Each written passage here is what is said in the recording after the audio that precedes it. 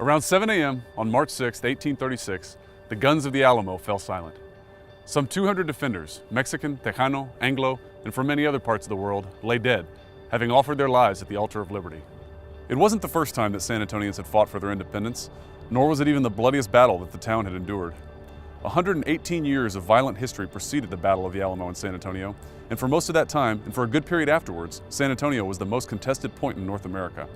Yet it was also the jewel in the Spanish missionary crown, and home to a diverse, ragged band of men of all colors, who despite their differences would call each other vecinos, or neighbors, for the first 100 years of their existence. 200 years before it was a buzzword, San Antonio showed how a multicultural society might exist. It was never really captured by any one group, and its only real unifying quality was its singular composite character, as one observer called it. It inspired the symbols of two nations, the Texas cowboy and the Mexican charro, giving birth to a culture that would come to dominate half the continent.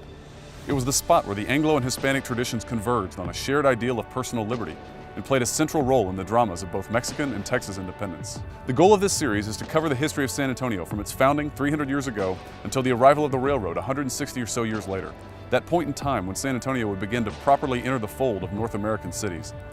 Until that time, and even well after it, San Antonio is one of the most isolated communities in the Americas, a part of several different cultural traditions, yet always somehow apart from each.